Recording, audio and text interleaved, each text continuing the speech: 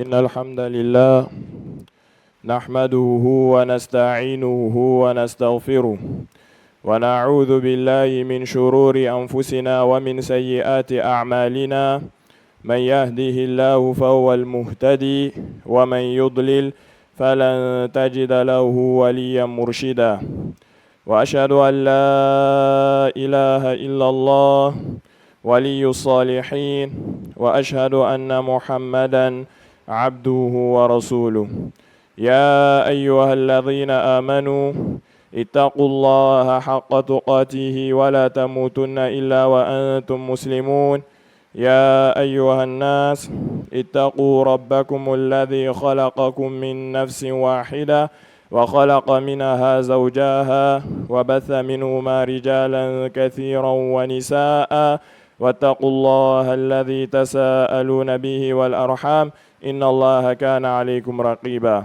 يا أيها الذين آمنوا اتقوا الله وقولوا قولا سديدا يصلح لكم أعمالكم ويغفر لكم ذنوبكم ومن يطع الله ورسوله فقد فاز فوزا عظيما أما بعد عباد الله فأوصيكم ونفسي بتقوى الله عز وجل فاتقوا الله في السر والعلن واعلموا أن من اتقاه وقاه ومن توكل عليه كفاه ومن شكره زاد.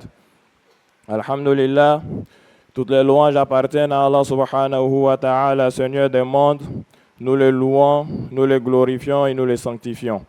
Et nous attestons qu'il n'existe aucune divinité digne d'adoration en vérité si ce n'est qu'Allah et que Muhammad sallallahu alayhi wa sallam est son serviteur et messager, qu'il envoya comme miséricorde à toute l'humanité entière. Comme il le dit dans la traduction rapprochée du sens de sa parole, il dit « Wa ma arsalnaka illa rahmatan lil alamin » Nous ne t'avons envoyé, ô Muhammad, que comme miséricorde pour l'humanité entière. Je vous exhorte, chers frères en la foi, ainsi que ma modeste personne, à la crainte scrupuleuse d'Allah subhanahu wa ta'ala, car quiconque craint Allah, Allah le protège, et quiconque se confie à Allah, Allah le suffit. Honorables serviteurs d'Allah, nos remerciements sont une fois de plus redirigés vers Allah subhanahu wa ta'ala, qui de par sa miséricorde immense et sa sagesse infinie, a permis que nous atteignions ce jour de l'Aïd al-Adha, communément appelé jour de la fête de l'immolation. C'est un jour béni, un jour pendant lequel nous nous remémorons l'histoire de notre père Ibrahim et de son fils Ismaïl, alayhi salatu wa salam, une histoire pleine de sagesse, une histoire riche en enseignements, une histoire qu'Allah subhanahu wa ta'ala n'a point manqué de mentionner dans son noble livre qui est le Coran. Aujourd'hui est également un jour où il est de coutume d'adresser des conseils d'usage aux membres de la communauté, afin d'interpeller l'insouciant et de faire le rappel aux doués d'intelligence, comme le faisait le messager d'Allah sallallahu alayhi wa sallam. Et parmi les conseils que je tiens à vous prodiguer ce matin, il y a premièrement l'exhortation à la crainte véritable d'Allah subhanahu wa ta'ala. Cette crainte-là qui se définit comme étant l'action de mettre une barrière entre soi et le châtiment divin. Elle constitue, c'est-à-dire la crainte véritable d'Allah subhanahu wa ta'ala, la condition sine qua non à l'acceptation de toutes nos adorations. C'est comme l'affirme Allah subhanahu wa ta'ala dans son noble livre parlant de l'histoire des deux fils d'Adam. Allah subhanahu wa ta'ala nous dit « Watlu alayhim naba abnay Adam bilhaqi idh qarraba qurbana fatuqubbila min ahadihima wa lam yutaqabbal min al-akhari qala la aqtulannak qala innama yataqabbalu Allahu min al-muttaqin » Allah subhanahu wa ta'ala dans ce verset nous fait savoir que les deux fils d'Adam lui ont présenté un présent et que lui, Allah subhanahu wa ta'ala, a accepté de l'un d'entre eux tandis qu'il n'a pas accepté l'aumône de l'autre. Et Allah subhanahu wa ta'ala dit pour terminer le verset, il dit innama yataqabbalu Allahu min al-muttaqin. Il dit en vérité, lui, Allah subhanahu wa ta'ala, n'accepte que des pieux, et ce pour la simple et bonne raison que ce sont ces personnes-là qui adorent Allah subhanahu wa ta'ala avec sincérité et qui, en plus de cette sincérité-là, sont conformes dans leurs pratiques religieuses à la tradition authentique du messager d'Allah sallallahu alayhi wa ala alihi wa sallam. Nous demandons à Allah subhanahu wa ta'ala de nous donner la bonne compréhension. Chers frères à la foi, craindre Allah subhanahu wa ta'ala comme il se doit d'être craint, c'est voir ses mérites augmenter, sa subsistance accordée, ses péchés pardonnés et ses affaires simplifiées. À cet effet, Allah subhanahu wa ta'ala nous dit dans la sourate Al-Talaq du verset 3 au verset 5, il dit وَمَنْ يَتَّقِ اللَّهَ يَجْعَلْ لَهُ مَخْرَجًا وَيَرْزُقْهُ مِنْ حَيْثُ لَا يَحْتَسِبُ. Il dit quiconque craint Allah subhanahu wa ta'ala comme il se doit d'être craint, lui Allah subhanahu wa ta'ala va accorder une issue favorable à ce dernier-là. وَيَرْزُقْهُ مِنْ حَيْثُ لَا يَحْتَسِبُ. Et il va lui accorder la subsistance d'endroits où il ne pensait même pas avoir la subsistance. Il dit dans un autre verset, il dit وَمَنْ يَتَّقِ اللَّهَ يَجْعَلْ لَهُ مِنْ أَمْرِهِ يُسْرًا. Il dit quiconque craint Allah subhanahu wa ta'ala, Allah subhanahu wa ta'ala lui simplifie ses affaires. Et il dit dans un dernier verset, il dit وَمَنْ يَتَّقِ اللَّهَ يُكَفِّرْ عَنْهُ سَيِّئَاتِهِ وَيُعْظِمْ لَهُ أَجْرًا. Il dit celui qui craint Allah subhanahu wa ta'ala, lui Allah subhanahu wa ta'ala pardonne ses péchés et il augmente également par la même occasion ses mérites. Nous demandons à Allah subhanahu wa ta'ala de nous inscrire du nombre des pieux. À la suite de cela, chers frères à la foi, le deuxième conseil n'est autre que le fait d'être reconnaissant vis-à-vis d'Allah subhanahu wa ta'ala. En effet, il incombe au serviteur de faire preuve de reconnaissance vis-à-vis d'Allah subhanahu wa ta'ala pour les grâces qu'il lui octroie, telles que la santé, la richesse, la santé, la richesse et également la foi. Car la foi, comme nous le savons, est l'une des plus grandes grâces d'Allah subhanahu wa ta'ala.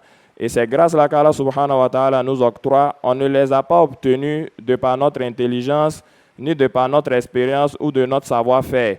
Mais ce sont des honneurs qui proviennent d'Allah subhanahu wa ta'ala et ces honneurs-là, il les accorde à qui il veut. Allah subhanahu wa ta'ala nous dit ذَلِكَ فَضْلُ اللَّهِ يُؤْتِيهِ مَنْ يَشَاءُ وَاللَّهُ ذُو الْفَضْلِ الْعَظِيمِ. C'est pourquoi, honorables serviteurs d'Allah, les savants situent la reconnaissance à trois niveaux. Premièrement, ils disent que la reconnaissance, c'est reconnaître dans son fort intérieur que les grâces dont on jouit ne proviennent que d'Allah subhanahu wa ta'ala et que ces grâces-là, on ne les a pas obtenues parce qu'on est le plus intelligent parmi tous. Allah subhanahu wa ta'ala nous dit وَمَا بِكُم مِّن نِعْمَةٍ فَمِنَ اللَّهِ. Il dit tout ce que vous avez en termes de bienfaits, de grâce, provient d'Allah subhanahu wa ta'ala. Deuxièmement, il y a le fait de louer Allah subhanahu wa ta'ala pour ses bienfaits, qui revient à dire alhamdulillah à chaque fois lorsque on remarque une grâce d'Allah subhanahu wa ta'ala sur nous. Allah subhanahu wa ta'ala dans son noble livre nous dit wa amma bi ni'mati rabbika fahaddith. Il dit en ce qui concerne les bienfaits de ton Seigneur, soit parle-en. Et il termine, les savants citent la troisième condition sur laquelle on repose la reconnaissance à Allah subhanahu wa ta'ala en disant qu'il s'agit d'utiliser ces bienfaits-là à bon escient, c'est-à-dire sur le sentier d'Allah subhanahu wa ta'ala, et de ne point être ingrat vis-à-vis de lui. Allah subhanahu wa ta'ala nous dit i'malu ala Daoud shukra wa qalilun min ibadiya shakur. Il dit œuvrez aux familles de Daoud en reconnaissance à Allah subhanahu wa ta'ala pour les bienfaits qu'il vous a octroyés. Wa qalilun min ibadiya shakur. Il dit peu parmi ses serviteurs sont reconnaissants vis-à-vis de lui, Allah subhanahu wa ta'ala. Honorables serviteurs d'Allah, sachez que la pérennité et l'augmentation des grâces dépendent de la gratitude du serviteur vis-à-vis de son Seigneur. C'est pourquoi Allah subhanahu wa ta'ala dans son noble livre nous dit وَإِذْ تَأَذَّنَ رَبُّكُمْ لَإِنْ شَكَرْتُمْ لَأَزِيدَنَّكُمْ وَلَإِنْ كَفَرْتُمْ إِنَّ عَذَابِي لَشَدِيدٌ. Il dit si vous êtes reconnaissant pour mes bienfaits, très certainement je les augmenterai sur vous. Mais si vous êtes ingrat, sachez que le châtiment d'Allah subhanahu wa ta'ala il est douloureux.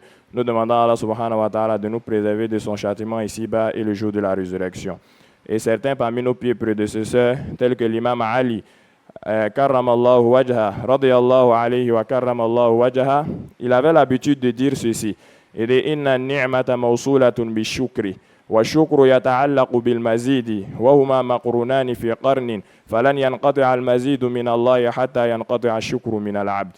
Il dit la pérennité de la grâce et l'augmentation de la grâce sont liées à la reconnaissance à Allah subhanahu wa ta'ala. et qu'Allah subhanahu wa ta'ala ne cessera de faire preuve de générosité vis-à-vis de son serviteur tant que ce dernier-là continuera à être reconnaissant à l'endroit d'Allah subhanahu wa ta'ala. Et l'imam al-Hassan al-Basri disait, il dit, Inna Allah la yumatti'u bi ni'mati ma sha'a, fa idha lam yushkar alayha qalabaha adhaba. ولهذا كانوا يسمون الشكر الحافظ لأنه يحفظ النعمة الموجودة والجالب لأنه يجلب النعمة المفقودة. Et donc l'imam al-Hassan al-Basri disait, il dit, Inna Allah la yumatti'u bi ni'mati ma sha'a. Il dit, Allah subhanahu wa ta'ala gratifie de ses bienfaits qui il veut. Il dit, toutefois, si on n'est pas reconnaissant vis-à-vis de cela, il change ces bienfaits-là en châtiment. Et c'est pourquoi les pieux prédécesseurs appelaient la reconnaissance al-Hafiz, c'était la préservatrice. Li'annaha tahfazu ni'ma al-mawjuda, car elle préserve la grâce qui est présente. Wal-jalib, et il appelait aussi la provocatrice, puisqu'elle provoque, n'est-ce pas, les grâces dont le serviteur ne jouit pas d'abord. Nous demandons à Allah subhanahu wa ta'ala de nous donner la bonne compréhension. Certains parmi nos pieux prédécesseurs disaient également an-ni'am wahshiya. Ils disent que la reconnaissance et les grâces d'Allah subhanahu wa ta'ala sont à l'état sauvage. Faqayyiduha bishukri, domestiquez-les donc avec la reconnaissance à Allah subhanahu wa ta'ala. Et parmi les causes qui permettent au serviteur d'être reconnaissant vis-à-vis de son Seigneur, il y a le fait pour lui de reconnaître la grâce d'autrui sur lui. Car le messager d'Allah sallallahu alayhi wa sallam, dans l'un des hadiths, nous dit, il dit, Man lam yashkuril nasa la yashkurullah. Il dit, celui qui n'est pas capable d'être reconnaissant, de reconnaître la grâce d'autrui sur lui, ce dernier-là, il est incapable d'être reconnaissant vis-à-vis d'Allah subhanahu wa ta'ala. Nous demandons à Allah subhanahu wa ta'ala de nous donner la bonne compréhension. Troisièmement, chers frères, à la foi, le troisième conseil, c'est de veiller à la préservation de l'unité et de la cohésion entre les membres de la communauté. Car cela, en plus de faire partie des objectifs pour lesquels lui, Allah subhanahu wa ta'ala, a légiféré son dîn, elle est également une injonction divine et une recommandation du messager d'Allah sallallahu alayhi wa sallam. Allah subhanahu wa ta'ala nous dit, il dit, wa'tasimu bihablillahi jami'an wa la tafarraqu. Il dit, cramponnez-vous tous au fil d'Allah subhanahu wa ta'ala et ne vous divisez point. Et le messager d'Allah sallallahu alayhi wa sallam, dans plusieurs hadiths authentiques, nous fait savoir l'importance qu'il y a dans la fraternité musulmane et l'unité dans la communauté. Le messager d'Allah sallallahu alayhi wa sallam nous dit dans un hadith, il dit al-mu'minu lil-mu'mini kal-bunyan yashuddu ba'duhu ba'da thumma shabbaka bi asabi'ihi. Il dit les croyants sont à l'image d'un édifice dont les parties se renforcent mutuellement. Puis le messager d'Allah sallallahu alayhi wa sallam entrelaça ses doigts pour montrer un peu la proximité de la fraternité, la proximité que la fraternité religieuse crée entre ses membres. Nous demandons à Allah subhanahu wa ta'ala de nous donner la bonne compréhension. Dans un autre hadith, le messager d'Allah sallallahu alayhi wa sallam nous dit Wallahu fi auni al-abdi ma kana al-abdu fi auni akhihi. Et Allah subhanahu wa ta'ala ne cessera de porter assistance à son serviteur tant que ce dernier-là portera assistance à son semblable. Nous demandons à Allah subhanahu wa ta'ala de nous donner la bonne compréhension. Pour finir, chers frères, à la foi, aujourd'hui est certes un jour de fête, mais qui dit fête en islam dit adoration. Et qui dit adoration dit un ensemble de règles et de principes à ne point transgresser.